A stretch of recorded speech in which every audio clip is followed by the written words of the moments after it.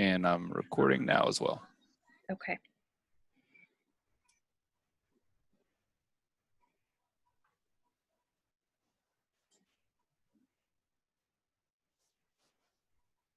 Okay. We want to welcome everyone to the meeting. My name is Katie Wilson. I work for Clackamas County Public and Government Affairs. I'm the staff liaison for the Hamlet program. And I just want to make sure that everyone, as you're joining the meeting, understands how to raise your hand.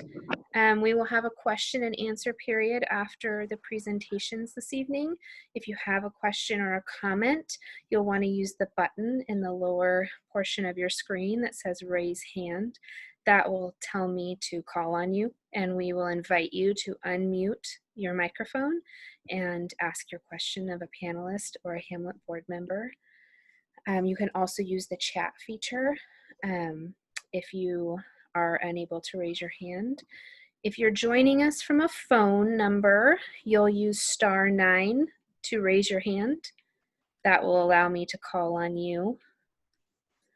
I do see that we have a phone number. We have someone joining us from a phone. Looks like it's a phone number ending in 310. I am going to allow you to talk. If you could tell us your name, I will rename you so that we can know who's participating.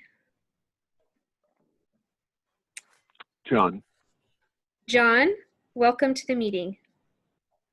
Okay.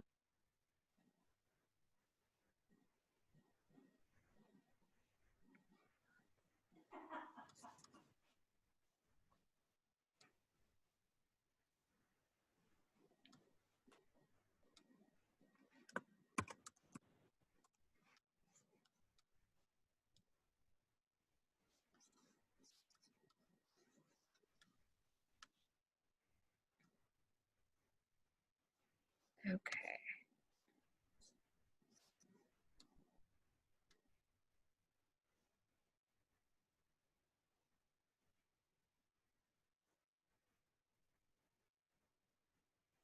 Okay, and again, if you're still joining us, my name is Katie Wilson. I'm with Clackamas County. I'm the staff liaison for the Hamlet.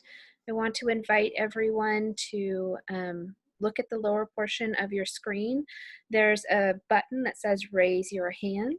That is how you can ask questions when we get to the question and answer period.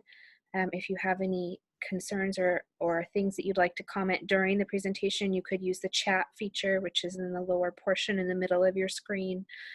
We will make sure to address any issues, and we'll get started shortly.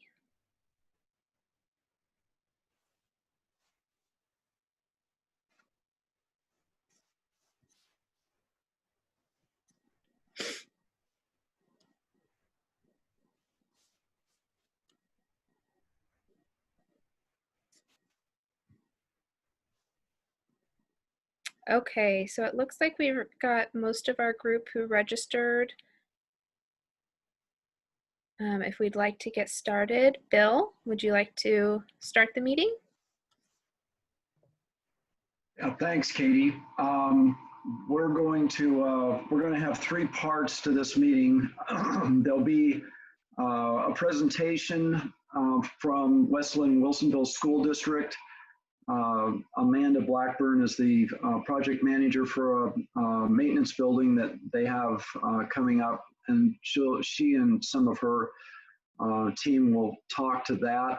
And we're going to also have a CPO meeting, community planning organization, that will start approximately at 10 till 8 and run until something just after 8 o'clock. We don't have a lot on that agenda today, and that will be Len Schauber.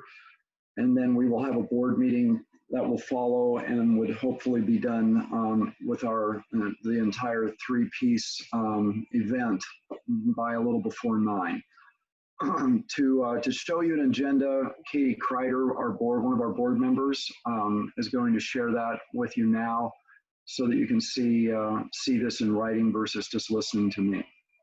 There we go.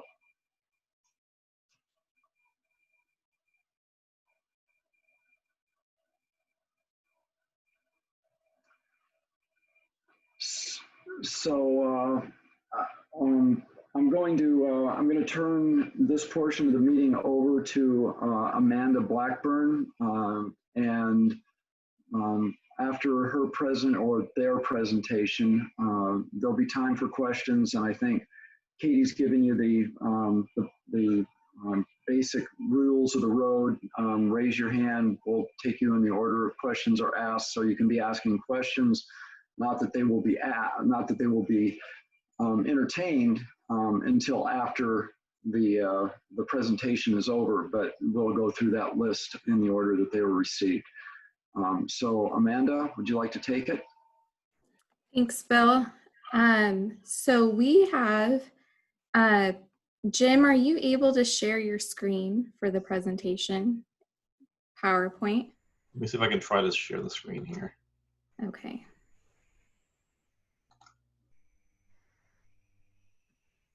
And then hopefully we can actually add some time back to everyone's schedule. I think we will definitely not need the full amount of time shown there. So, okay, Remo? Yeah. Do you want to do an introduction on behalf of the district? Yeah, be happy to do that. Good evening, everyone. My name is Remo Douglas. I am the Bond Program Manager for the Westland-Wilsonville School District. I've worked for the district doing construction management for the last 11 years. And I'd like to thank our community members for logging in to hear about the project and our hosts for providing the platform. While this meeting isn't required, we wanted to make sure we're doing our best in terms of transparency and communication about projects in your area. That being said, I'd like to run through our agenda for our brief presentation.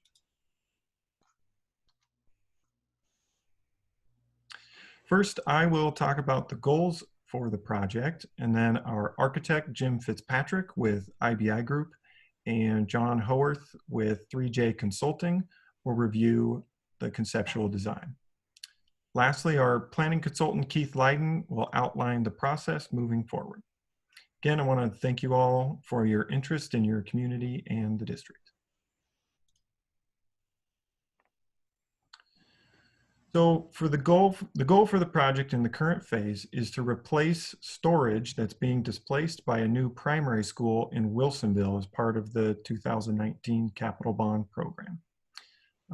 Moving that function to the Stafford site will help us to consolidate district storage into a central location. The site is adjacent to the Stafford Primary School on Stafford Road, and the 20,000 square foot storage building will address the needs for the district today, and the site will accommodate a future expansion to 30,000 square feet. Storage facilities are an allowed use in this zone, and no increase in traffic congestion is expected as a result of the project. While the timing is unknown for future phases, we want to again provide transparency for the plans at this site. The second phase will include a smaller facility for the grounds department to accommodate future operations department growth. And the third phase will include a small conference center to support district meetings and training. With that, I'll allow Jim and John to elaborate more on the intended locations of these improvements. Thank you, Remo. I'm Jim Fitzpatrick with IBI Group Architects. I'm the project architect on this project and a few others. And then John Howarth is with us from 3J Consulting Engineers. He's our civil engineer. And the first thing I want to do is kind of orient you to where this property is. You will see Athey Creek Middle School and Stafford Primary School. I know most of you are familiar with the area. The District Operations Center is located adjacent to Athey Creek Middle School. And so the property that we're in as part of this project is located here on the screen.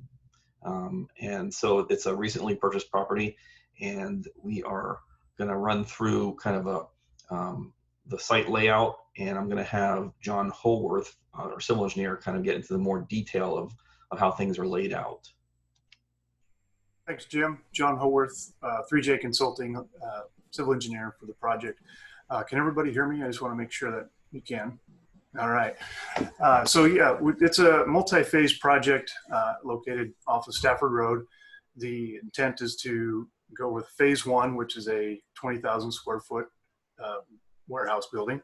And we'll also have associated improvements that will forecast the future of the site in terms of the phase two and phase three, but have sufficient yard space for turning and maneuvering for large trucks. We're also contemplating a additional parking along our access road. So that'll help alleviate some of the parking at the primary school. And then of course we will provide all the necessary improvements and required stormwater facilities, storm facility there as shown, located just on the northern side. North is to the plan right. So phase two basically would add in the grounds building at a future date, located in the southwest corner of the site. And then at some point in the future, like Remo was saying, in phase two, thank you, Jim, for helping me out there. Phase two is anticipated to also expand the warehouse to the 30,000 square feet, give it a little more space.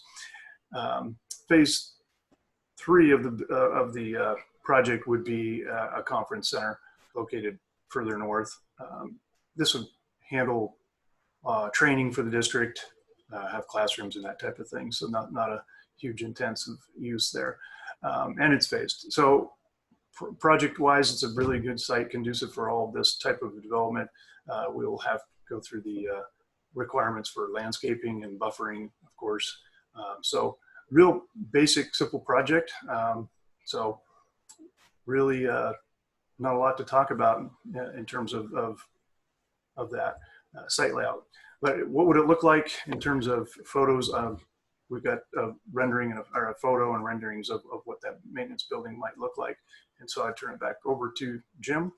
Yes, thank you, John. So this project is very simple and basic. It's going to be a warehouse, pre-engineered metal building structure similar to the district operations center buildings that are next to Athey Creek Middle School.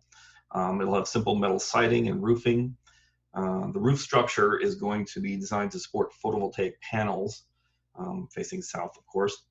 And then inside the building, it's really just an open building. It's an unconditioned open office space.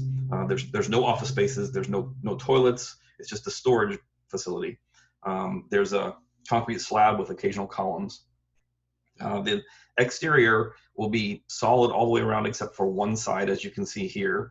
There will be a couple of single man doors and then some three roll-up doors for access from trucks and whatnot. In fact, one of them will have will be lowered outside so a truck can back right up to it for storage of items from the district.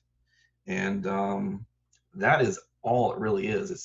This photo you see here is really kind of an image kind of showing you what it's kind of going to look like. You know, we're still early in the design, so it's not fully developed yet, but this is kind of the look of things that you'll have seen on the district campus already.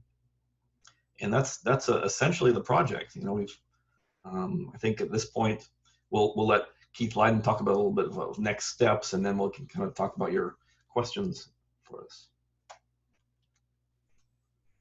So we're going to be going through the land use review process with the county, and the county staff has informed us that we need to go through a conditional use approval for this project. I think they're looking at this in conjunction with the school and the operations center a little bit, which were originally approved through a conditional use process. We've already had a pre-application meeting with the staff, and as soon as the design team is finished with preparing some of the application materials, we will apply. As you folks probably know, a conditional use goes to a hearings officer for a hearing, and you will be informed of when that hearing is scheduled and given an opportunity to comment to the county about this proposal. So I don't know how long much longer it's going to take for us to have a design ready, but once it is submitted, we would probably have a hearing, I would assume probably within 2 months of the time that we submit an application, 2 months or so. And then assuming there are no appeals, we would have a final decision probably in about 90 days or so after we submit the application.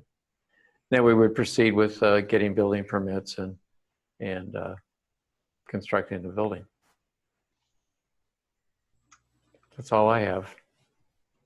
Thank you, Keith and Jim and John. Jim, if you wouldn't mind going back to that last site plan a moment. One of the key features when we're adding improvements to a site, particularly in a rural area, I know that the Stafford Hamlet's has very strong feelings around that, and we certainly want to make sure that we're managing designs and improvements in this area that are suitable. Really this structure is very similar in many respects to a barn that's most appropriate to a rural setting. Additionally, the brighter green areas that are shaded around the perimeters, those are additional plantings that will occur. And there'll be trees and shrubs and things that in time will come to grow and provide additional masking to that new storage facility. With that, I think we're open to questions that viewers might have. Okay, so I want to remind folks to raise your hand as you are, if you have questions. We did have a couple questions come in chat, so I will go ahead and ask those first. The first was to verify that this is a 20,000 square foot maintenance building. So that's the first question. Sure. It is a storage building. Okay. So it is not intended to be a place where, there's an office. As Jim said, there won't be restrooms. There'll be lights and fire sprinklers for safety and use of the facility. But it really is, if you think of a barn or a warehouse, that's really what the facility is for. Okay. And the other question is, how large was the building in Wilsonville? It says this land was listed as a future CREST site when the land was purchased. Can you clarify? Sure. I do not have the exact square footage of the buildings in Wilsonville on that site. This is certainly larger deliberately. This district has grown considerably over the years, and those storage opportunities have not grown alongside it. And that can make it challenging. Furthermore, as I mentioned, Remo, I have approximate numbers. There are two buildings that this building replaces. One is 14,400 square feet. The other one is approximately 3,900 square feet. So collectively, they're a little over 18,000 square feet. Yeah. And additionally, this facility will accommodate storage racks and the use of a forklift, which means that marginal increase in size is actually able to be magnified as items can be stored up above via forklift. This is something that is a good while in coming and will serve the district for some time to come. And sorry, go ahead. Yeah, so as far as confusion around CREST, okay.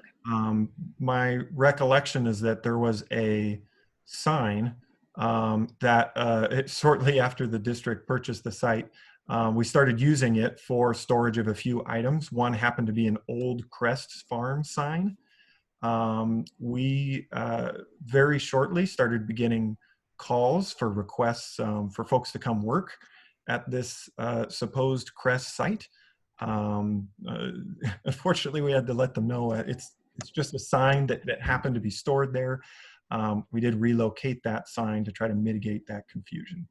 But it is not and was not intended to be a CREST function. Okay.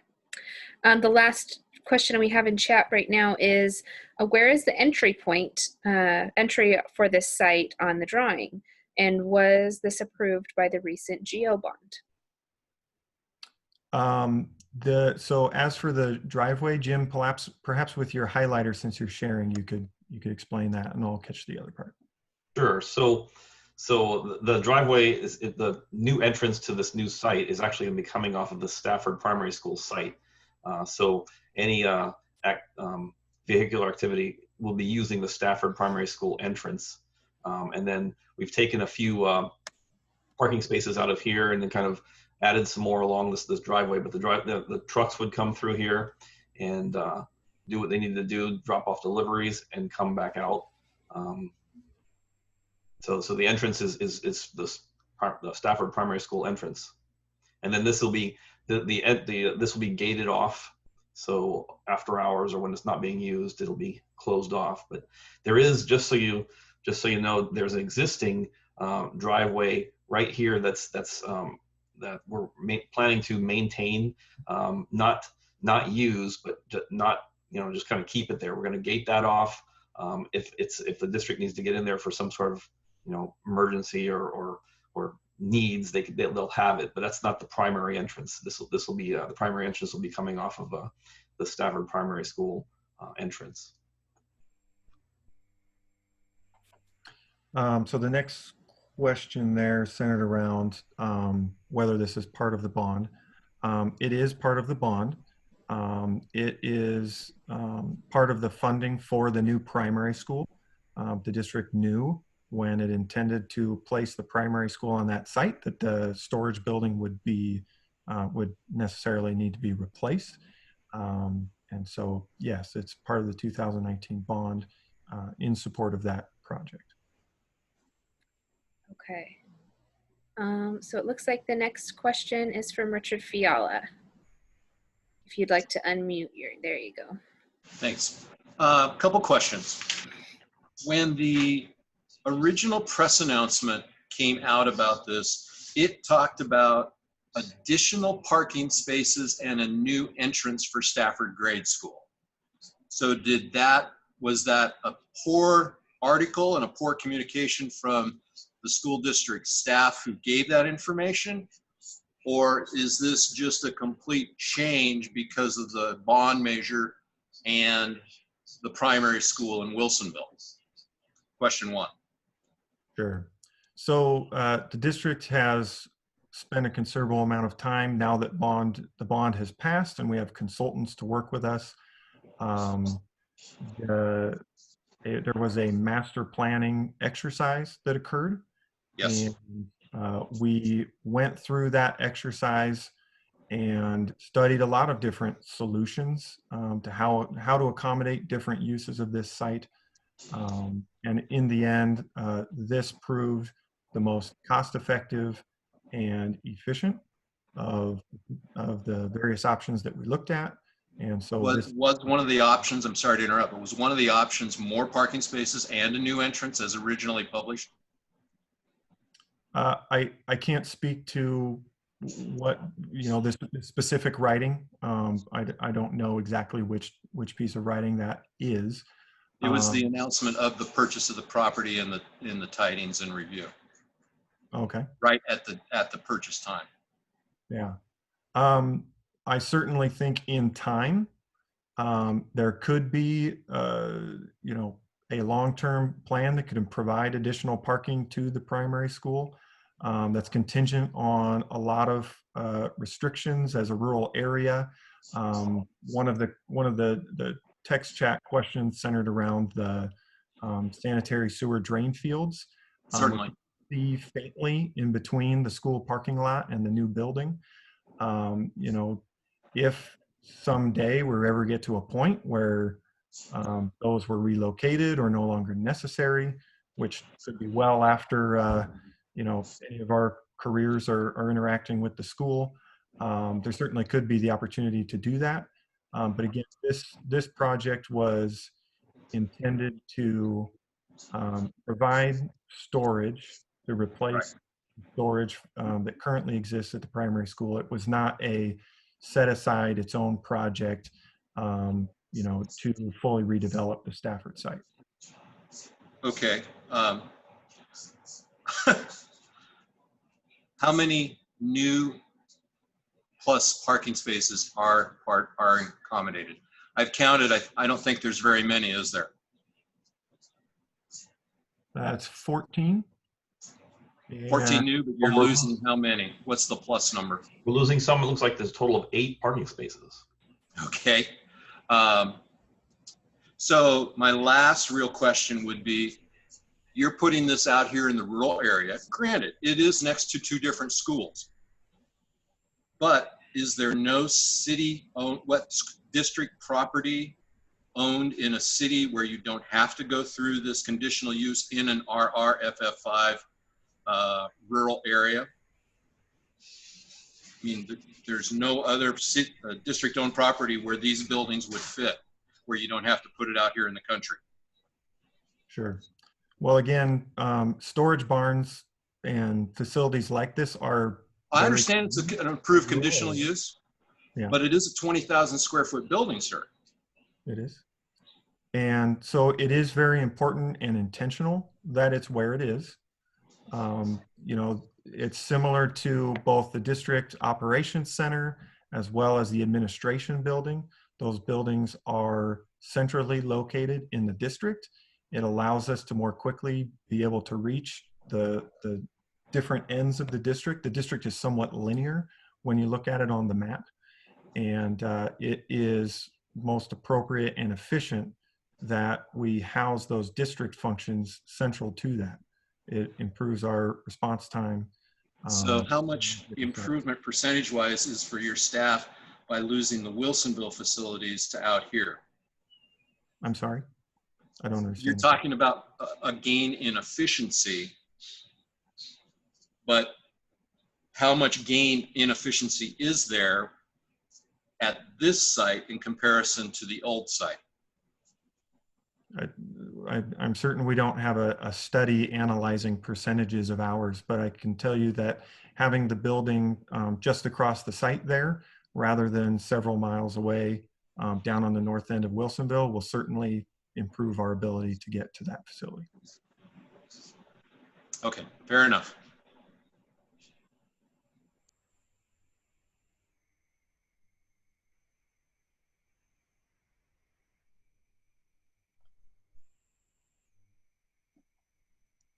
Would you like me to read the questions, or I don't want to step on toes there, Katie? You're on mute. Yeah, I Katie. apologize. Katie Kreider has the next message. She has her hand raised.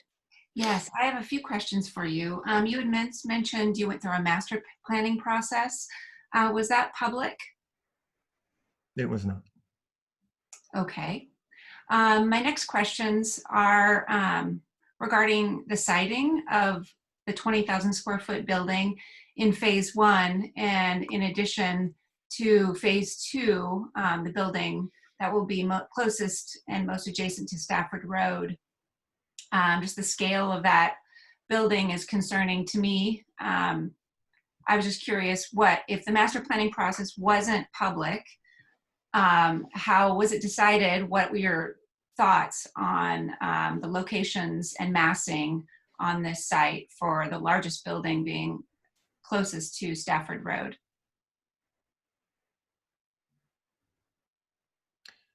It's primarily an exercise in efficiency.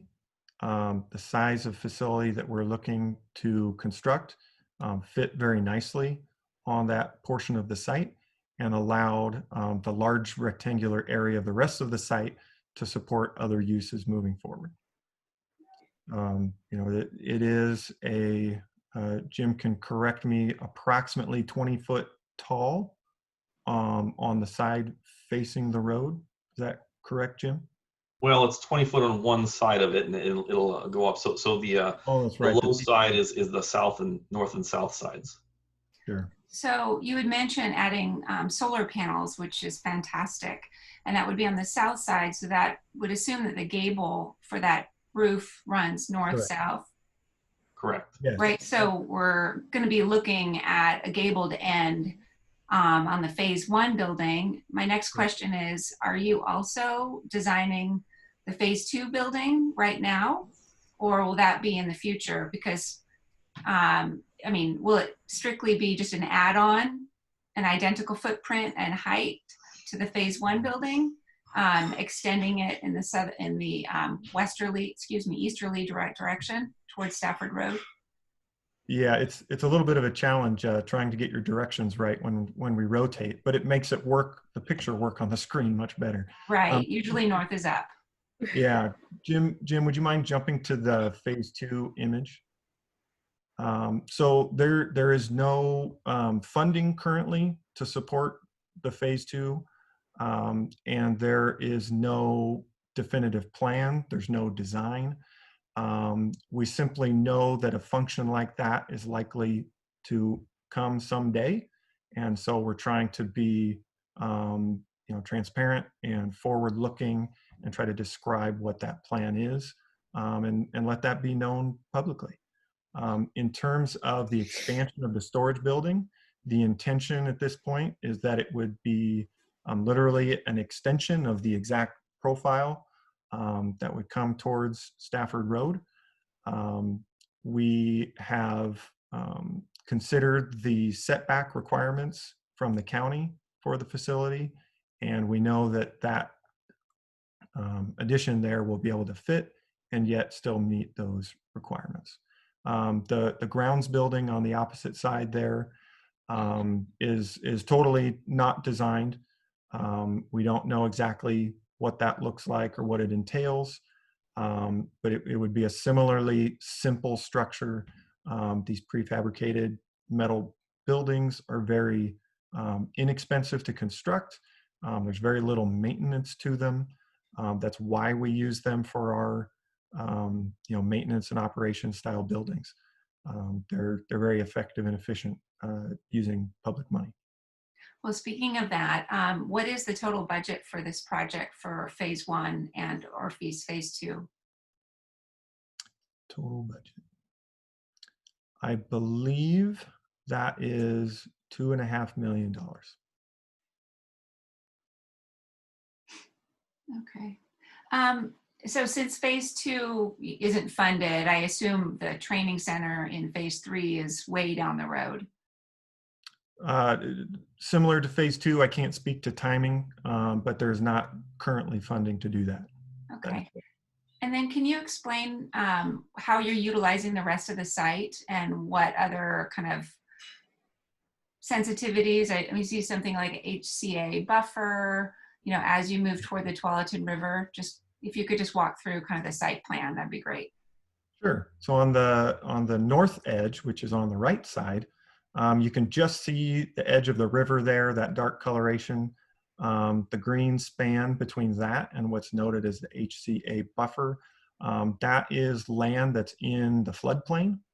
John could correct me if I'm wrong there, but I believe it's the 100-year floodplain.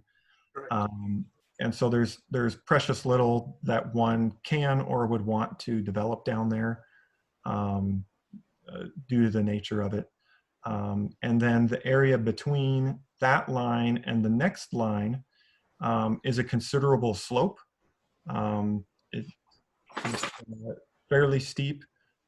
Even in mowing the field a time or two, we got a tractor stuck. And so we knew we didn't want to be routinely going up and down that with our own equipment, let alone folks in personal vehicles trying to get down there. So that portion of the property is not particularly well suited to development.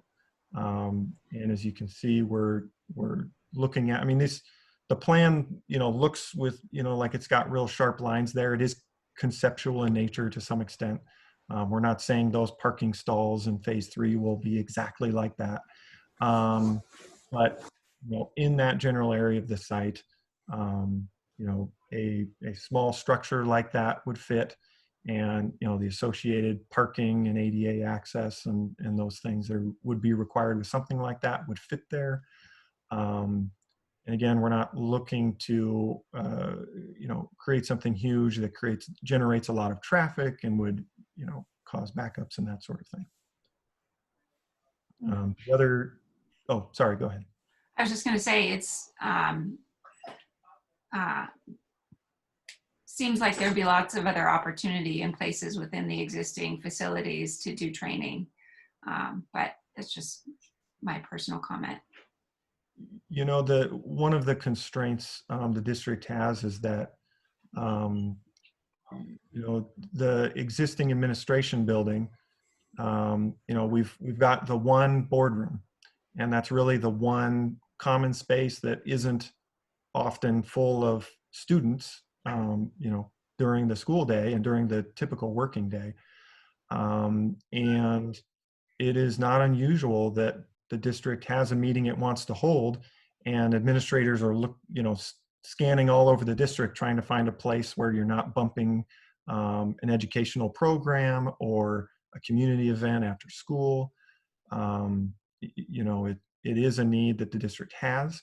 We know that it's not happening today, but we know it is something that the district is interested in having, that will facilitate more of those meetings that they're currently working pretty hard at trying to get cited.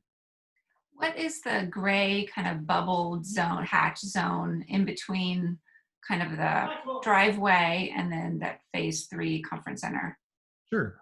That is simply a gravel pad, where the contractor would remove the grass and simply put some gravel down and have a layout area that could be suited to the layout and storage of pieces of equipment or items like an old sign that we don't want to put next to the road to cause confusion, that sort of thing. And again, this is conceptual in nature at this point. One last question, and I'm sorry, I'm taking up a lot of time. Looking at this, my youngest just graduated from Stafford Primary School, and I know how heavily used this parking lot is by school buses that go through this way and then loop around and pick kids up, but also by parents for drop off and pick up. And this seems like a heavy, heavy congestion zone. Sorry, I've got my cursor on this area. Every time. Where if you could move your yellow cursor up, just basically where you're turning right into the driveway, I assume you're going to have fairly large trucks making that right-hand turn, or I guess left-hand turn from your other facilities.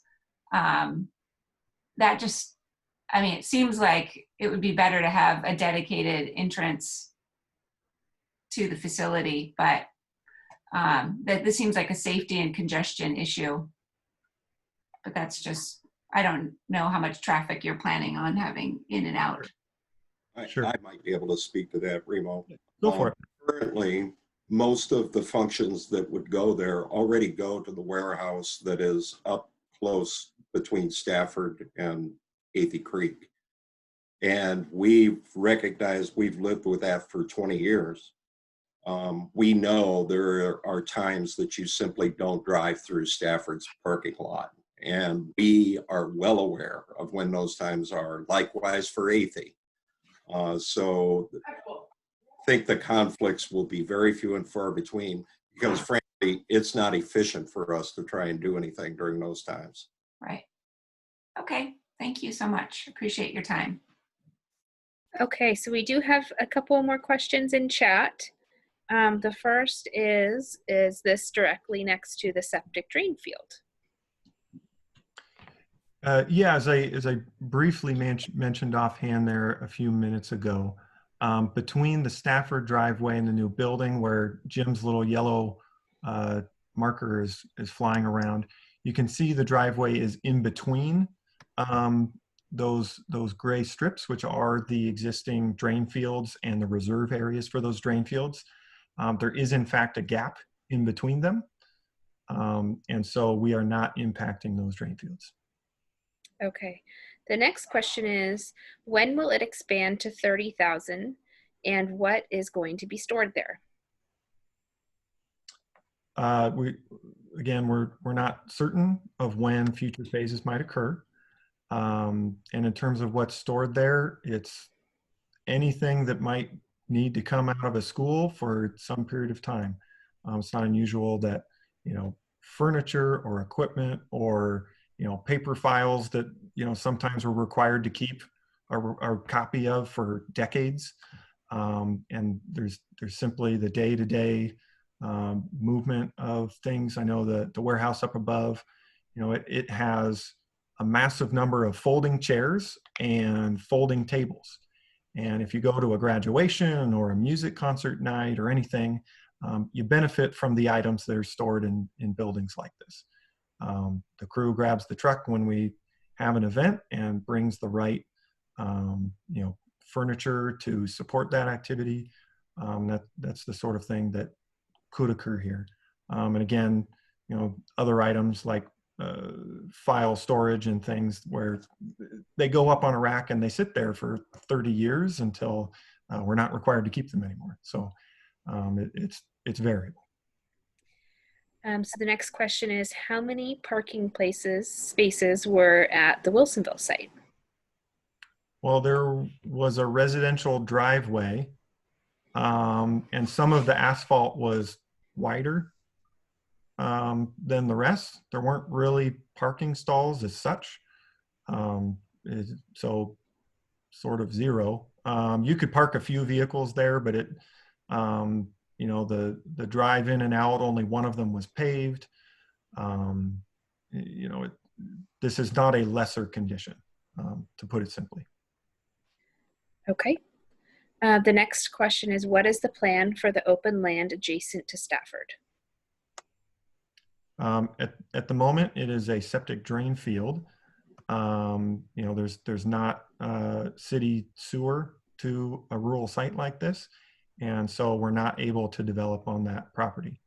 And someone, many years from now, if a city were ever to extend jurisdiction out here, then someone would have a conversation about that. But that's so far out.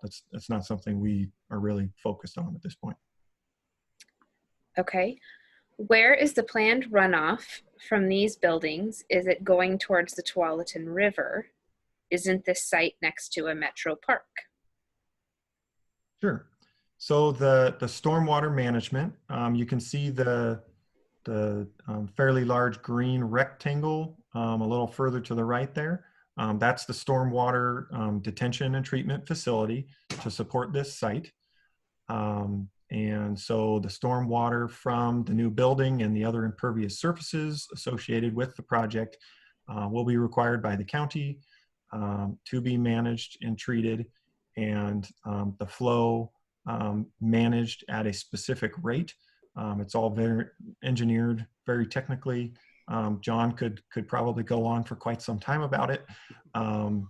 But they design these all the time. It's standard process. They know how to slow flow into rivers, that sort of thing. It's all very highly regulated, and the district always looks to achieve compliance.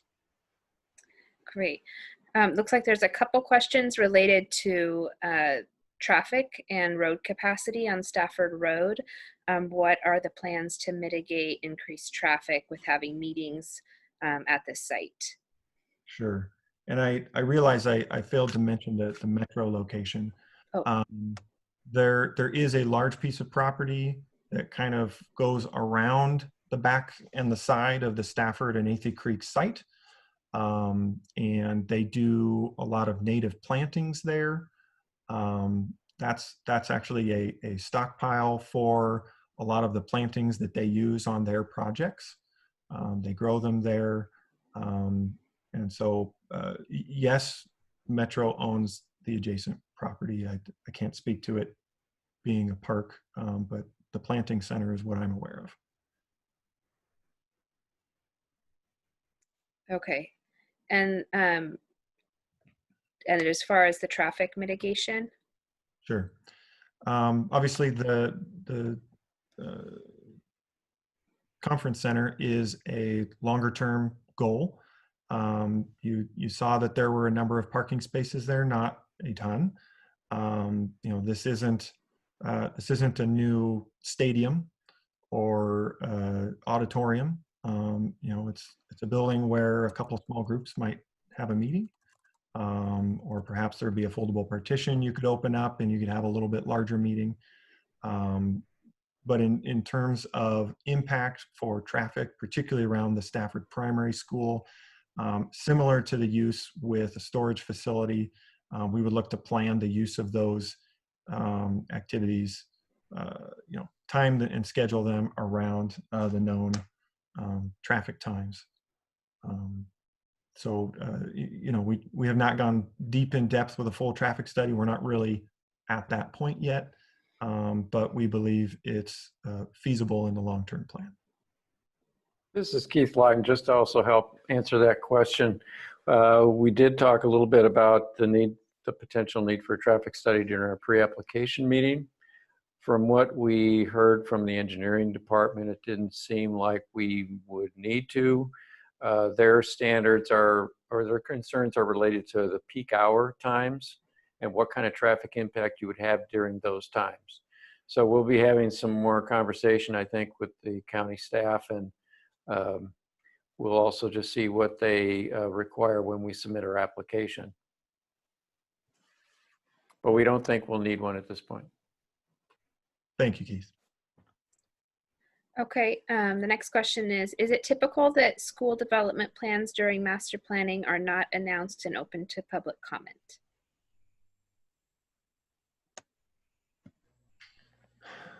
This is more of a, we needed to cite a phase 1 building, and we needed to contemplate, conceptually where other features might occur on a site. There's no definitive plan. It doesn't mean that this is exactly what's happening. It's a proof and concept sort of exercise. So master planning was probably an overly generous term, but the goal was to ensure the feasibility of this use of this portion of the property. Okay. So we have one more raised hand, Katie Kreider. Hi. Regarding the master planning, and there was obviously a recent question about it as well. I'm wondering if the public or those interested in the community will have an opportunity to see your final design and make any comments, or will we simply have to wait until it goes in for permit and make comments at that time? I'm not certain of when. I mean, it's a draft bubble diagram that was used in some conceptual conversations. But you will have construction documents and renderings, I imagine, or other drawings that you could share. Yes. The final documents when you're drawing and you're constructing a site, of course, those are documents that could become publicly available. Thank you. This is Keith. Just for clarification, are you? I guess we have a couple different things that we'll be submitting to the county. The first will be the land use plans that would be similar to this with more detail that we would be submitting for the conditional use. It would have some of the building detail, but not all of it. And then we would be submitting for a building permit, where of course then you get into the structural parts of the building and exactly how you meet the different codes for different things. So it'd be two sets. The one that would be, I would think, is more publicly reviewed would be the part that goes for conditional use. And then the building permit stuff is more mechanical and technical. Does that help at all?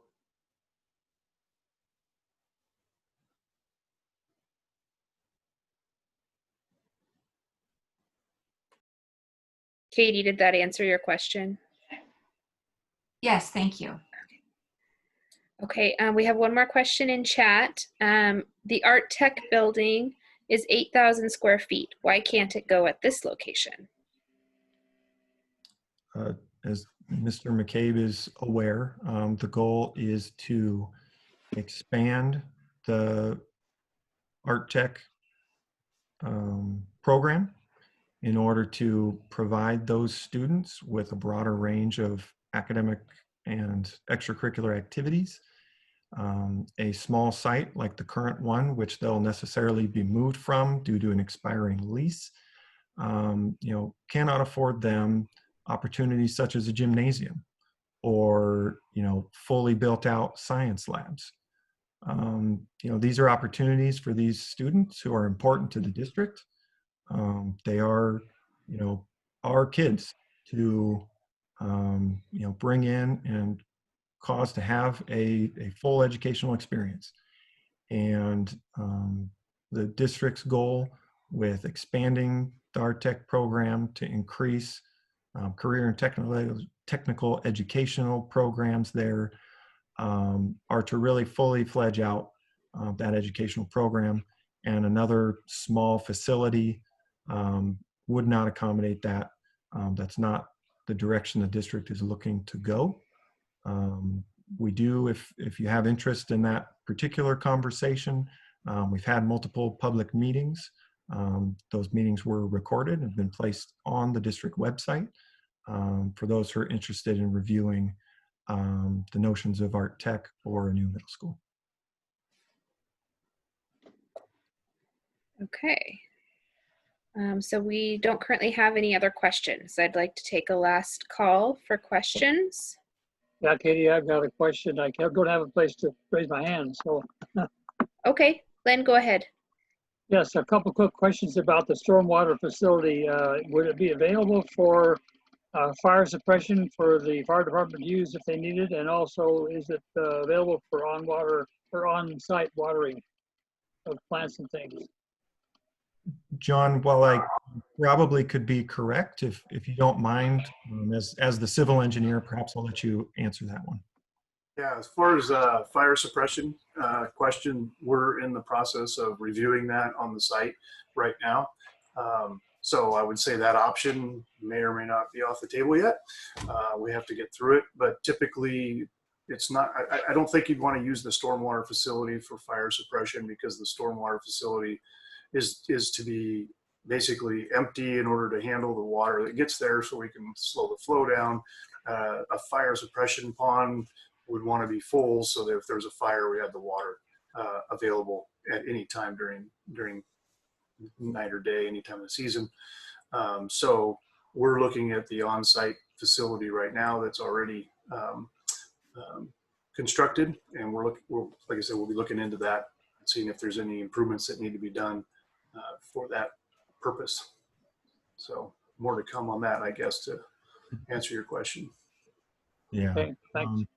Yeah, there's just a little more to the point. There is currently a above ground fire storage tank and other features on the site in support of fire suppression. And as John said, we're looking into what the capacity is of that system that exists, and if any alterations or additions to it would need to be made in order to ensure that we're compliant here. Okay, and we have a question from Rich Fiala. Katie, this is Bill Mark. No, not the question. Rich is going to, I'm sure, ask the question. That's fine. But then I think we probably need to wrap this up so we can move on with the rest of our agenda. Sounds great. Okay, so this is Rich, and you actually did answer, because I was going to ask in your pre-conference meeting for your conditional use what size TVFR suggested a water tank be for this large of a building. And if you guys are looking into that, then so be it. Yeah, so the fire code is going to dictate the size of the fire suppression storage based on building type and storage of material. So we're literally in the process of reviewing that and determining the size and all the other apparatuses that go with it. So like Remo had mentioned, there's an existing facility on site what may have the capacity, and if it does, we're going to work with TVF and ARDA to expand the infrastructure to get to this building and utilize that, or if we have to do other improvements, we'll be obviously looking into that to make sure we're covered by code. Great, thank you. Mm-hmm. So there's one last question. I'm not sure if it can be answered because it seems to be asking for a county perspective, and we don't have anyone here from the planning department, but I will go ahead and read it. Mr. Douglas has said that no buildings can be added to the Athey land. Is that the county's position? I would simply note there seems to be a difference of recollection on the statement. Okay. I'll just encourage the asker, Mr. McCabe, to reach out to the county if they're looking for clarification on that from county officials. So with that, we don't have any more questions. Bill? Great. Thanks so much. Great presentation. Just when you think it's going to be short and not even begin to take up the amount of time, in come the questions, which is exactly why you showed up. So that's great. Thanks, Remo and Jim and John and Amanda. Thanks to all of you for coming and sharing with us. That was, I feel, very beneficial and we appreciate your time. Very informative. Thank you, Bill and all, for allowing us to come and meet with you. You know, again, the district's goal is always transparency and compliance. And, you know, in situations just like this, we often say, you know, okay, compliance says we only need to do this, but let's take that extra step, have that extra conversation, talk with those folks an extra time, you know, make sure folks know what's coming and that they have the opportunity to ask questions or, you know, provide feedback, questions, concerns. I think it's always helpful. You know, the district, you know, by its nature, will continue to be the neighbors of many, many people in this area for a very long time. And we always strive to be good neighbors. So again, appreciate it, everyone. Hope you all have a wonderful rest of your evening. Thank you all. Thank you.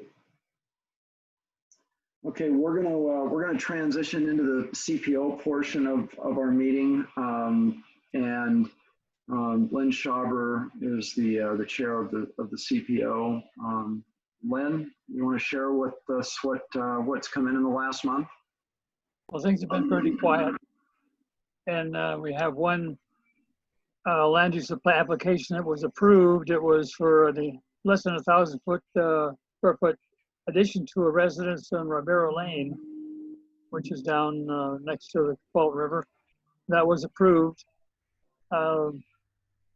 with conditions. They were in the floodplain development area and in the habitat conservation area, so there are conditions that go along with that. They're understandable. The second point is more of a informational thing. And driving up Stafford Road into Wilsonville, you'll notice the Frog Pond addition that they're putting in there has a sign that says Stafford Meadows. And I asked the planning department in Wilsonville why they named it Stafford Meadows, because it's not part of Stafford. And they kind of said, well, the developer is the one who decides on what they want to name something.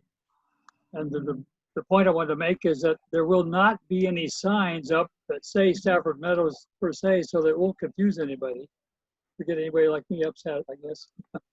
But anything that like that comes up as part of their plat mapping as far as a development, it's just a name for the individual development. So they may have a little sign on the entrance where it goes in, but there won't be any signage outside.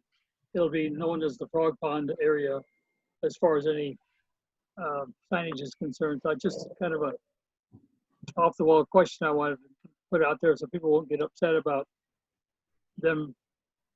They're loping onto our area.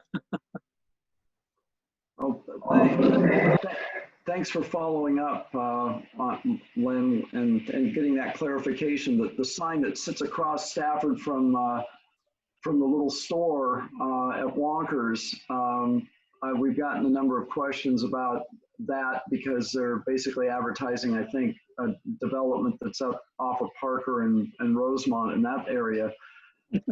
They just list the home sites, and the rest of it was kind of covered by weeds for a while. So yeah, when you say that, it definitely can wind some folks up. If you're still there, good, you're unmuted. I can hear you. Do you want to share what you learned insofar as the Willamette United soccer, I guess, process? You have to unmute. You're asking me, Bill? I'm asking Rich. Rich, Okay. I heard. I didn't hear who you were asking. So Mitch, I can't think of Mitch's last name right now, send an email out. Those are Mitch's, one of the participants in the opposition. So Luba found that they remanded the decision back to Clackamas County for review on not only just the approval of the soccer facility, but in addition to that, they also remanded back Clackamas County's decision to classify it as an approved use, which was I believe the right one was the private park concept. So those have been remanded back to Clackamas County. The last email from Mitch said that the soccer club, and this is only via email, I don't have anything, from an attorney or anything here, that said they are going to appeal Luba's decision to remand it. I'm not sure where that goes. Does that go to the Court of Appeals? Does that go to the LCDC? I don't know off the top of my head. And that the soccer club, Willamette United, will not be using the same attorney for the appeal that they use for the whole rest of the process. That's what I know currently. great. Well, thanks for sharing. Okay, so if that's all we've got, unless somebody else has some CPO, CPO information or CPO business that we should attend to, then I'm going to move out of that part of the meeting and open up the board meeting. Do I hear any opposition to doing that? Good. So you've seen an agenda, both directly to you and then again tonight. Can I get a motion to approve the agenda? Yeah, you need to unmute though if you're going to approve. Motion to approve the agenda. Do I have a second? Thank you. So the first order of business up on the agenda is the CVP vote, which we didn't do in April as we had scheduled, but are now kind of in limbo, and how that can occur given the coronavirus and its limitations. Katie Wilson has had some conversations with, I guess, both the legal and the technical folks at the county. And if you'd share what you know at this point with us, that would be great, Katie. Sure. We are exploring all the options to conduct voting for the hamlets. That includes a community vision planning, vision plan adoption vote with your community, and also the upcoming board member elections for all the hamlets. With the ever-changing guidance for during this time with the pandemic, we're leaning towards the best approach to be a virtual vote. And so our tech team has been doing some robust testing of the recommended software for that. We are continuing to do we've shown it to county leadership, and we're looking for some guidance on how to best implement something like that.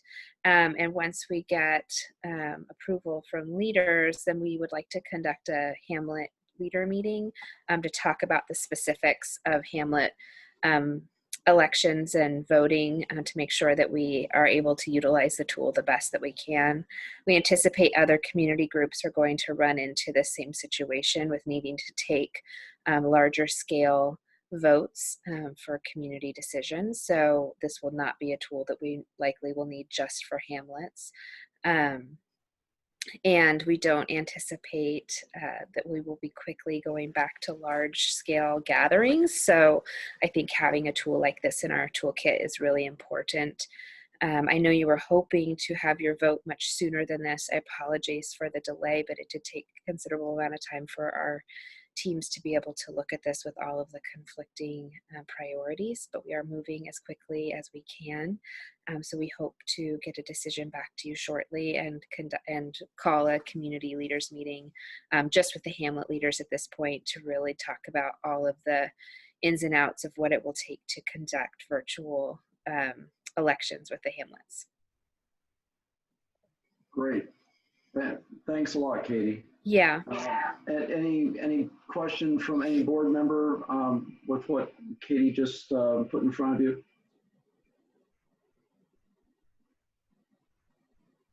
The quiet. So I'm sure we'll have questions, and when you let us know when that meeting's going to be, certainly we'll have folks in attendance.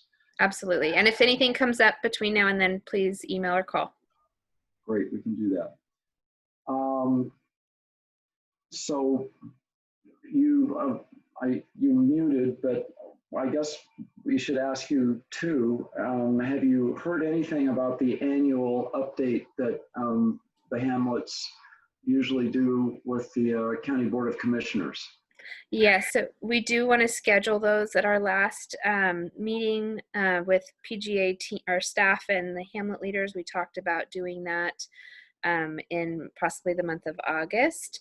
So I will take a look at the board schedule and find a good time that meets everyone's needs, and give a couple suggestions to the group to make sure that we choose a date that works for everyone.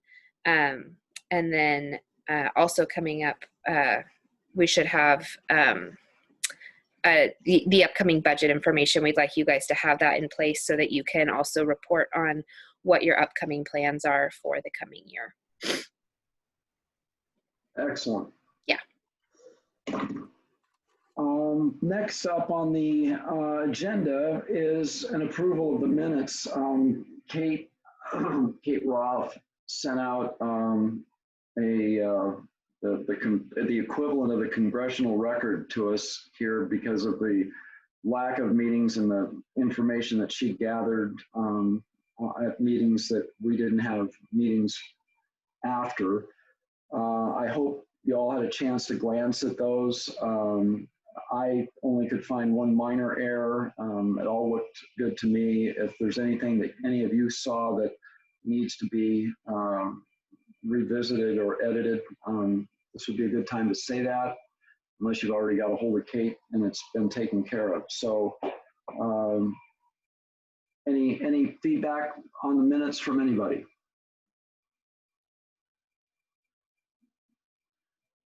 In that case, can I get a motion from somebody that has an unmuted mic to approve the minutes as drafted? I move to approve the minutes. Thanks, Jenna. Do I have a second? Second. Thanks, John. Minutes have been, motion's been made and seconded. Do we have a vote to approve from the board? All those in favor? Aye. I don't know. Aye. Aye. Any nays? Okay, that was unanimous. Thanks so much. Next up is Bill Long and the treasurer's report. He, I believe, sent out to you the reconciliation that he has been working on along with our past treasurer, Joe Wyckoff, and a little bit myself as well. And we, I'll let Bill take it. Bill, unmute yourself and talk to us, buddy. Okay, am I unmuted? Good. I've spent, since we met recently, Bill, preparing a packet from January through June, including bank statements, which I didn't know the county wanted, and I owe Katie some treasurer's reports. So I've got a packet I'd like to send to Katie. I met Katie Lund, and we're going to Zoom Thursday. I'm not sure what about, but the good news for me is that my figures match the bank's. That was helpful. We've got about $700 left in the kitty, I guess. Joe's not sure there's that much, but I don't know. I've gone over it 2 or 3 or 4 times, and Bill and I have had some meetings. Anyway, can I send that to you, Katie? The whole thing? Got it. Okay. Other than that, I just sent out the June report, and some of those checks haven't been processed yet, but you can see the figures. And I'm more than happy to send any other information anybody wants to look over or keep. Okay. Thanks, Any Bill. questions? Yeah. I move the treasurer's report be accepted. You have a second? Thanks. Second. Katie, I'm sorry. Do I send that to Clackamas County, to your office? Yes, are you wanting to send a hard copy or is it electronic? Hard copy. Yeah, you could mail it to our office at Yeah. the 205 1 Kane Road. Yes. Yeah, got it. Okay, that's what I want to do. Got it. Okay, so we've had a motion to accept the treasurer's report, and it's been seconded by John. Thanks so much. All those in favor? Aye. Aye. Aye. Bunch of thumbs. All right. Thank you. Thank you. Any nays? No nays. Thanks so much, guys. Thanks a lot, Bill. Yeah, Bill. Okay, so other business. Anybody got anything that that's not going to show up in the committee reports that we're going to do here in just a second? Okay, then I'm going to jump into those. Hey, Jana. Bill. Hey, Bill. Yeah. Sorry. It dawns on me, you know, Katie was asking things and I was asking things. Where do the board members come down on this building? And if we're not liking it or the process that it went through to get to here, do we as a board want to make a comment to the school district? Yes. I'm not liking it. I think it's horribly cited and completely, sorry, I'll save my strong feelings for later, but yes. I'm looking at the bond website right now too, and there's no mention of it. So it wasn't on my radar that was even a project that was approved as part of the bond. And what disturbs me is they didn't have public comment, and it doesn't appear that they really are interested in true public comment. That's bothersome to me. Okay, so that's consistent. That's fine. We can. It's interesting because, to me, this would fall under the umbrella of a CPO. It would, but we're also in the Hamlet directly. No, I understand that, and that's fine. And we as a board can certainly throw our hat in the ring and make a statement. But if we're going to do that, let me ask a question here. So, Katie, you don't like the siting of the building. Is the siting of the building the location as it relates to what's around it, or is the siting of the building the physical appearance of the building, that is where it's going to show itself both from the street and from Stafford School? Well, you know, given my professional opinion, that's my primary concern, is just the massing of that scale of a building. While granted, it's modest from a construction and material perspective, but they're pushing it right up against the edge of Stafford Road, and that really bothers me. It seems like they're not using the site very efficiently. That's just my quick observation looking at the site plan. Thanks. So my opinion goes back to what he didn't answer, which was originally, not just in the article, but seems to me there was somebody from the school district that was quoted, that it was supposed to be the purchase of this $1 million piece of property for a new access point to Stafford grade school and more parking spots. And you know, that he didn't really answer that question, if that was what the original plan, whether it was in the newspaper article or not.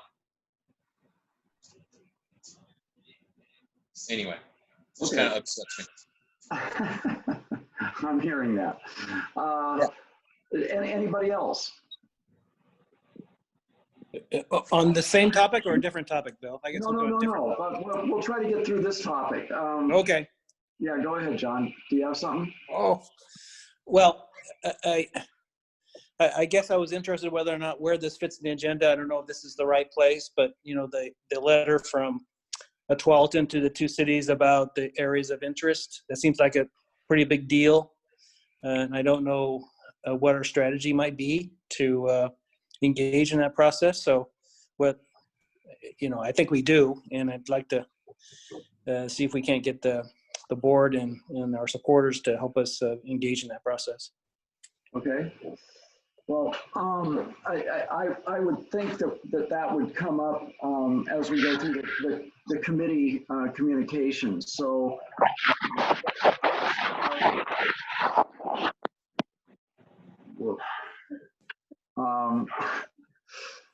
so let's have more discussion if that's what you folks want. If you want to vote on this at this point because there is no more discussion, that's fine too. But I'm going to try to keep this moving. So anything from anybody beside Katie? More?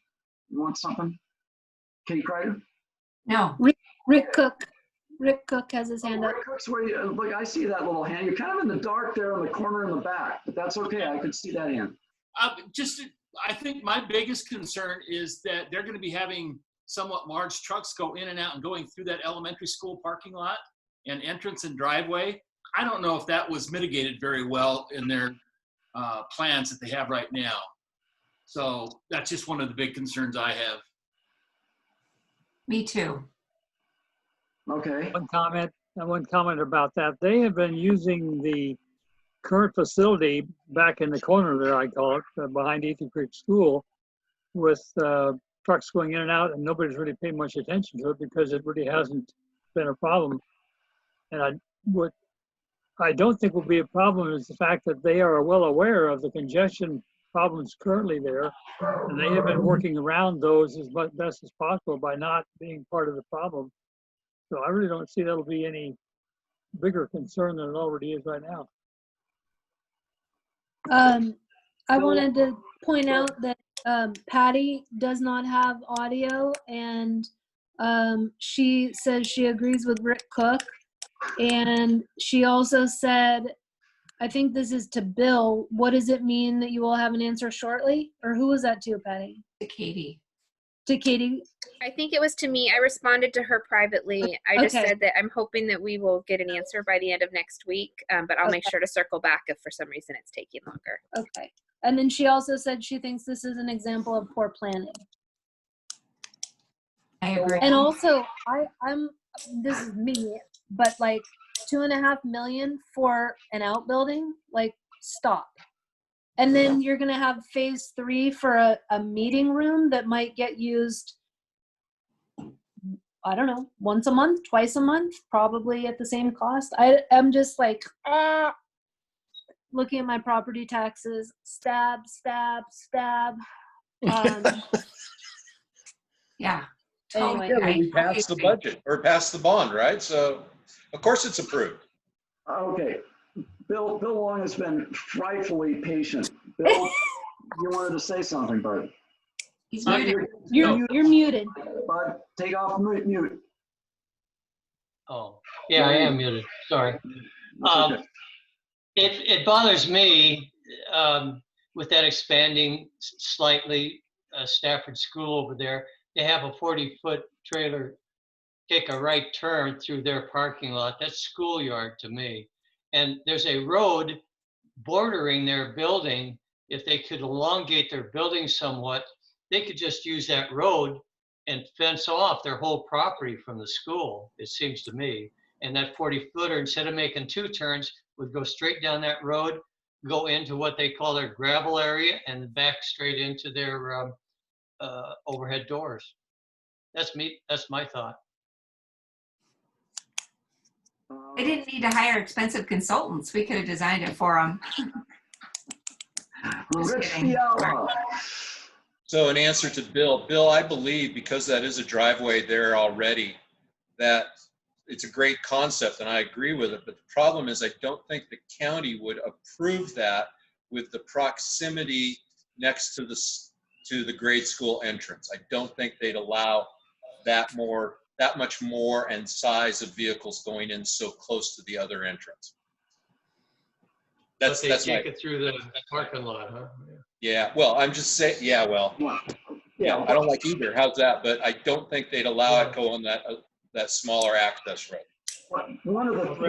I'll raise my hand. One of the things that they always run into when any kind of new development with any kind of traffic impacts is they'd rather have one entrance onto a road as opposed to multiple entrances. In other words, if the traffic's going to get there, they want to tend to funnel it at one location. And, you know, I don't know how often that warehouse is actually going to get, you know, used, but I would think that the county would have issues. I mean, I understand that roadway, you know, could be utilized, and I would imagine they're leaving it there just from the standpoint of fire, you know, fire emergency equipment having to get in there for some reason. But yeah, I would think that they would, you know, that they would much rather have them use the main driveway, even though it does, you know, it does put potentially kids at risk. Anybody else? I got just one other quick thing. I forgot to put it in the email or the question I sent, but I was curious if they were going to have any type of hazardous materials or cleaning fluids or anything like that would be housed there either, which I forgot to ask them. So that would be another question that I want to be sure to get cleared up, that it's not a hazardous storage area of some sort. Okay. All right, so unless there's more discussion, I think it's time to take a vote so that, or maybe what we need is a motion to either support the location or construction of this maintenance building, or the opposition to. I suppose that we have to pose it as either a yes or a no, and then vote accordingly. So does somebody want to make a motion? I just is now the appropriate time for us to, as a group, make a comment, since it hasn't been actually proposed yet? You know what I mean? It hasn't been submitted to public comment. Like, is now the time? Well, my sense was that a lot of the angst was they didn't feel like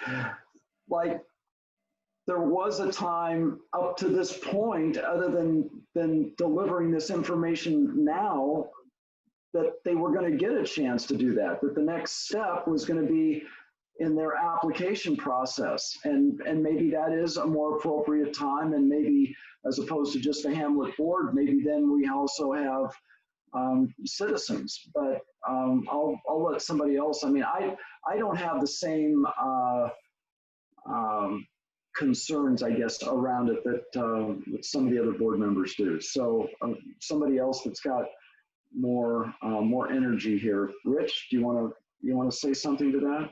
Well, I think that in this particular case, if the board so decides that now is the best time for us to make a first notice, give the school board or the school district notice that we're unhappy with it as a board. It's pre anything else. They can come back and talk to us again, or they can get more questions answered if we've got more pertinent questions for them to define it. But no time like the present to actually let them know we're unhappy. No, I agree with Rich as far as we can make a statement. However, when they go to the county for the conditional use permit, that process will allow hearings to be attended and input being made at that time. So we have a venue. Yeah, I agree. I think we should do it twice. We should do it now and then have our voices heard at the hearing offices. In addition to that, Len, I think that for August CPO, if I might suggest that we take a vote out of the CPO pre-notification. Well, I can see how we can work that. Yeah, I agree. We can say the school district has presented the CPO to the CPO their plans, and we already know that we are troubled with it. I don't care what language it is, but you know, it's not a direct no because they haven't submitted yet. But let's let people know that we're not interested or not happy. How's that? Concern. How about concern? Concern. There you go. Thank you. Okay, somebody want to make a motion? I'm not very good at this. I move that the Stafford Hamlet Board notify the Westland School District that we are unhappy with their current plans for the storage facility at the Stafford primary site. Or concerned instead of unhappy. I second. Me too. Okay, so any more discussion? Who's gonna write that? Well, Not it. Okay. I can take a pass. Katie's on it. If you guys could just email me any comments or bullet points that you would like added to the summary, I will draft that. Great, thanks, Katie. Thank you. Yeah. Thanks. Okay, so then the motion is that we have concerns, and so if we vote yay, you're voting for telling the Westland Wilsonville School District that you have concerns about this building on any number of levels. We're not being specific at this point. We're just saying we have concerns. But I think we should be specific, Bill. I mean, I think Katie's got like 5 or 6 points she made that I think we should capture in that letter, and I think we really need to be specific at this point, so they actually do something instead of saying we're just generally concerned.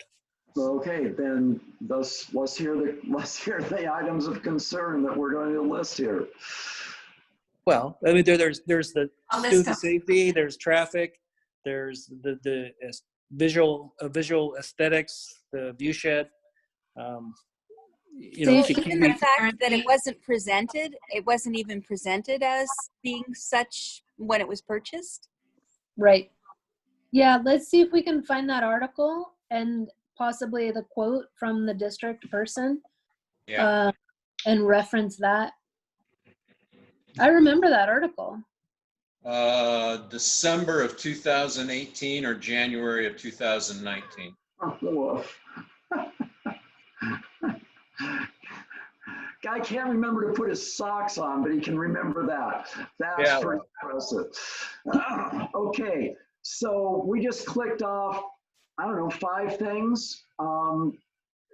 So we are concerned A, B, C, D, E. We're going to take a vote. Is that good, or do we want still more discussion? Okay. Hearing nothing, we're going to take a vote. All those then in favor of sending a message regarding our specific concerns and concerns in general to the Westland Wilsonville School District will vote yes. All those that are voting yes. Okay, so aye. Again, so John. Aye. Aye. Okay, and all those that are voting no, which means they don't have concerns are me. Okay, so you got 9 board members and it's 8-1. You got that? Yep. Okay. And we'll fire that off in a I guess a letter form. Katie Kreider, is that what you're thinking? Correct. I will begin drafting that and share that with the board for comments. And if you guys want to email me any additional comments that you want me to fold in, please do. Great. Thanks so much. Jana, you wanted something? Nope. Oh, I was just, Okay. no. You just, okay. All right. Now we're going to go to the committee, activity, which I think has been pretty limited. However, programming, Jana's up next. It sounds like we're aiming for a August, or my understanding is we're aiming for an August community CPO board meeting. So the meetings that we've missed in the past, we're gonna hit August. I guess people aren't really going that many places anyway, so maybe summer isn't really summer like it usually is. Is that how you see it, Jana? Yeah, and Katie's gonna try and reach out to somebody specifically about the Dollar Street Middle School plan. And yeah, Katie Kreider, right? Katie Kreider, and it may be that guy. Oh dang, the new COO. Remo Douglas or Pat Magoo. Yeah, what's his first name? Pat, yes. Yeah. Because he took over Tim Woodley, I think, or Tim whoever who retired.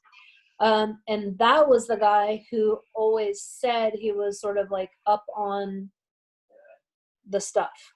So it seems like he would have a pretty good handle, or at least maybe be able to put you in touch with if there's a specific project manager person. Because now I'm wondering, since this project is sort of going, like Katie has been worried about, like, is Dollar Street just happening? Like, don't worry, everybody. Just put your earplugs in when the bulldozers show up, because it'll just be there. I don't know. What is happening is the design process is moving forward.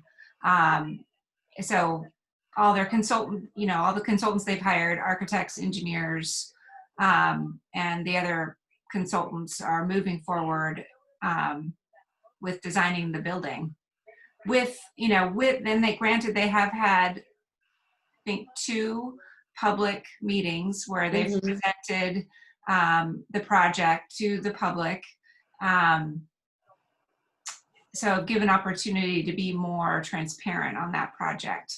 But from what I understand, in general, the community doesn't feel as if they're being listened to. So I think, again, it's better to speak up now than to wait until it's under construction. The Planning Commission in Westland, I spoke to one guy, and he's unhappy with it, and I know the city's not too excited about it as well. Huh. Do cities have anything to do with it? I mean, they have to approve its siting. Oh, they do. So all this architectural work and all this other stuff, they eventually will have to get approval of the city to put it there. So, anyway. Okay, well, it sounds like after the concerns that we've raised for a storage or maintenance building, this could definitely get some energy around it. Buckle up. So good talk. You want people to show up, throw out a couple of flares. Anyway. So that's August 11th. August 11th, right. If everybody can just put that down. I think Patty just wrote something. Said she went to the last public meeting, but I didn't get the rest.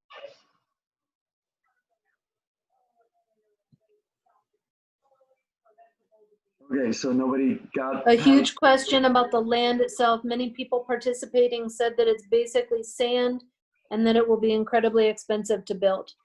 Also, she's on her second bottle of wine. Good for her. I'm jealous.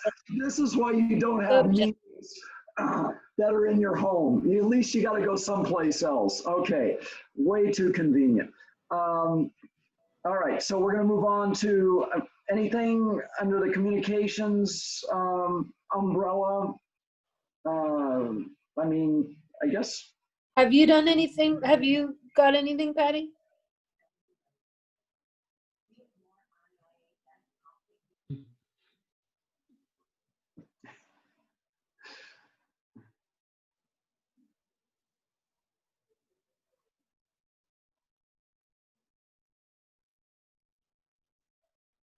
She said just a sticker idea I sent you.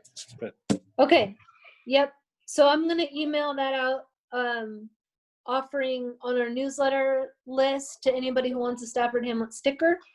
And then Patty will email or will mail them to them. Also working on the board of directors info for the website. So that's great. Thank you.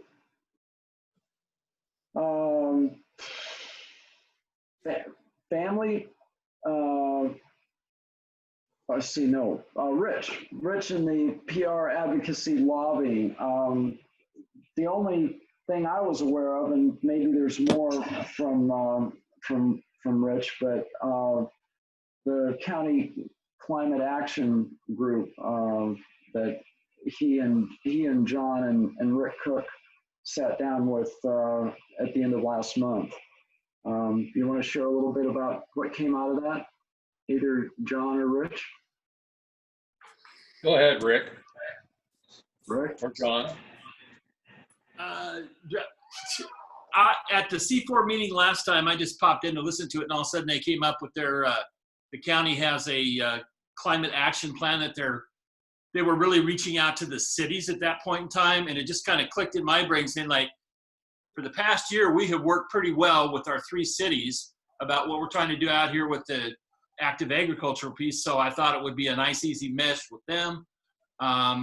Katie set up the meeting with them. I thought it went well. I think they were kind of like, oh, we hadn't thought about working with rural people to help with the cities and that stuff. So I think they're kind of in a stage of, boy, I think we can work with you somehow, but we're not sure what we're going to do with you yet.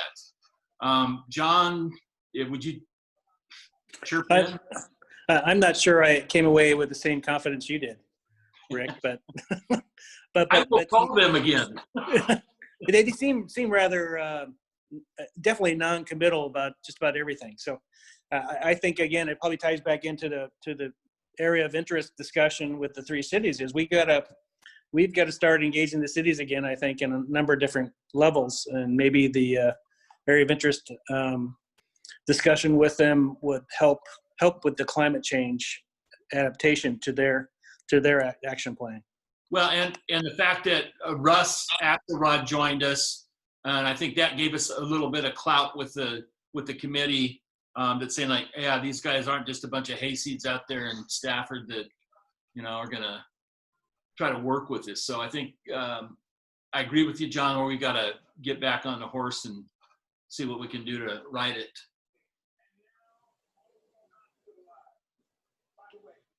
Good metaphor. Yes.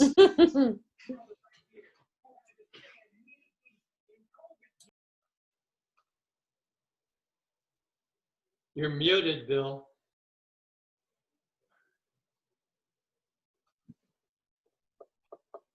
Oh, there we go. Better yet. Okay, Family Fest has been canceled. I know that we had talked about at one point in groups or maybe individually getting a hold of the vendors so that they knew what was going on. I didn't know. I hadn't heard any more about that. Is that something that we still need to do? I don't want to speak for you, Patty, but I know you can't speak, so you might want to type. Oh, she said I did it. Oh, there you go. Thanks a lot. Yeah, and thank you so much. See, right there, all the people that have been talking tonight, see how much happens when you don't have the ability to talk? Great things happen. That a girl, Patty. Okay.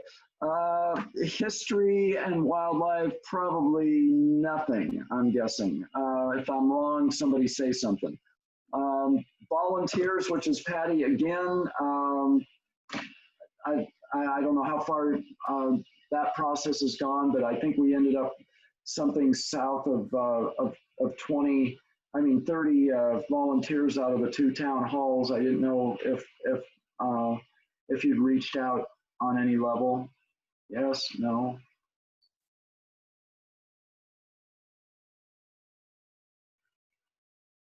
Is Patty typing?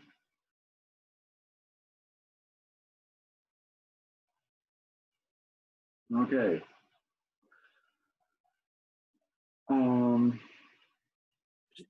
She did. Oh, she did. But it went away. Somebody else read it. No, thanks for filling in the gaps. What a team. Anything on agriculture in the agriculture department, Rich, other than your own agriculture? You're muted, buddy.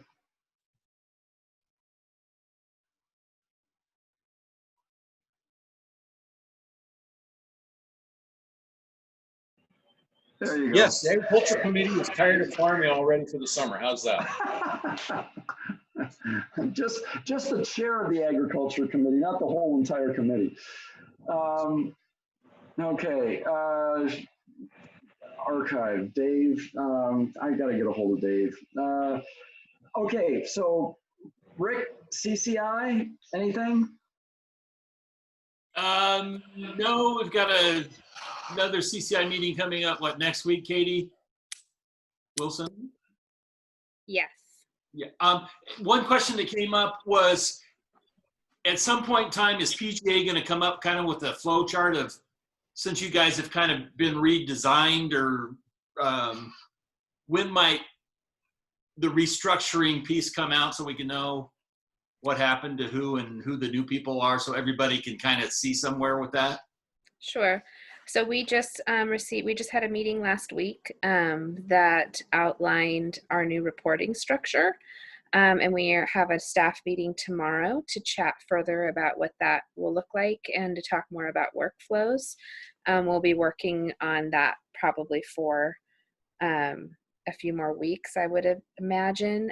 We did hire our new deputy director, Tonya Howletsky, and we also hired a new public information officer. Kimberly Dimwittle comes from us from ODOT. And so I would love for both Tonya and Kimberly to meet our community leaders. So I intend to invite them to a community leaders meeting coming up, so all of you can meet them. So I'll know more. I'm learning too. And of course, all of our changes and everything will also be budget related. The county staff have been notified there's possible layoffs and or furloughs coming our way, so that could impact how we function internally, and so we'll make sure to keep you informed with that as well. So we have probably lots of updates coming your way. Great. Thanks. John, C4? Well, it was slightly a C4 topic, but there was a meeting with the Hamlets to talk about the South transfer station and how it's maxed out, and Metro's evaluating options to build another one. And so they went over their presentation with that, and they seem to be stuck on got to be within the urban growth boundary, and they seem to really like I forgot the name of the highway, but up there, that road Estacada by the Fred Meyer, that is just jam packed with traffic already. And so it just seemed like a poor choice of locations. But they are trying to evaluate where to put another transfer station. It's probably like 5-6 years out, but they really want to find a place. And just a sort of a humorous side story, which I didn't know until they were told us, but next to Home Depot, there by the transfer station, you can see the big mound. I guess that used to be a landfill, and said, well, why don't you build one right there? It's it used to be a landfill, and apparently some water park snapped it out from underneath them. So I can't imagine that being a popular business right now, but so maybe that'll change. But that was the more interesting part of the whole discussion. Why don't they put it over by Stafford Grade School? There you go. Brilliant. Okay, Rich, as long as you open your mouth, anything new on the vehicle registration fee road committee? No, nothing's happened. The next scheduled meeting is in October. I was supposed to have gotten by now, but haven't, the preliminary progress and plans for the funded projects, but I have not received anything about that. Great. Okay. Well, keep us posted when you know more. Thanks for putting your time in on that. And I think the only other thing I had, which showed up, I think it was Rich, regarding the city councilor in Tualatin, Robert Kellogg, who's been very much interactive with us, both individually and as a board. So Rich, you want to tell them what you found out? Well, Rick, you actually got the email to start with. Rick, go ahead.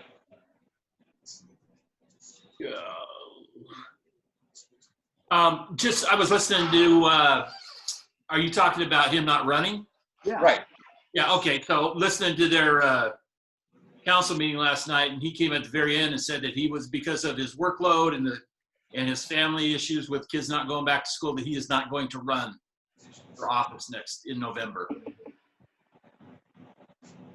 And he has been a very, very much of a mainstay, one of the legs of the pedestal that supports that council. Yes. Well, and I think he is definitely done a lot of reconnaissance for Mayor Bubenik, Mayor Frank. So yeah, I'm sure that council will miss him. Okay, anybody else have anything they want to throw into the collective consciousness before we sign off? One comment about Robert Kellogg, as far as the council is concerned, he's been the mainstay behind getting the council together, and they are all very interested in the future of Stafford as a possible connection with Tualatin, the Borland area specifically. So we hope to continue that dialogue and keep the doors open, so to speak. And they are looking to actively get together with Oswego and West Lynn on the areas of interest. And that's up and coming, but I don't have any specifics on that yet. Thanks, Len. Okay, having no further business as far as I can see, and no hands raised that I can see, and I couldn't hear it, even if it was Patty that had her hand up. We're gonna close the meeting, and thanks all of you for taking your time and being involved. And thanks, Katie Wilson. Thanks, Katie. Thanks, everybody. Thank you, Katie. Thank you, Gary. Thank you, Katie. Absolutely. Next time. Ciao. Thanks.